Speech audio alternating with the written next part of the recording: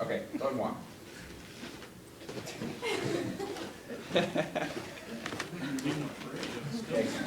Now, like I said, he's, come on back this way, actually, so stay in front. Now, obviously, he's doing really, really well with this, and that's, but notice one thing. When he walks, he gets a lot of flexion in his knee, right? A lot.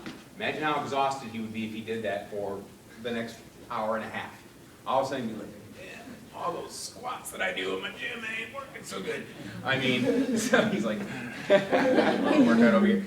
But the whole point is, now, because he's got a prosthetic foot that doesn't have, we don't get that anterior tib contraction in loading response, what do we get? We've got an ankle bumper, we've got some sort of softness in the heel that Rob may have talked about when he talked about components. But the difference in that, so when he lands, now he's in initial contact.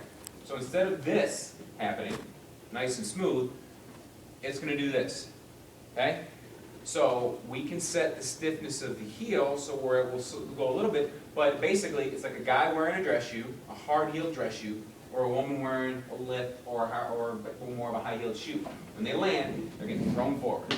Okay? So now that 5 to 7 degrees or 10 degrees of loading response might be 15, and it's a lot more aggressive.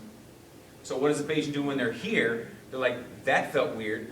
I'm going to do this to hyperextend my knee to make sure, because instinctively this feels safe. Okay, so I've done this, I killed my momentum, I've dropped my hip back this way, and now you see the problem that what we're running into over here when these patients start to walk.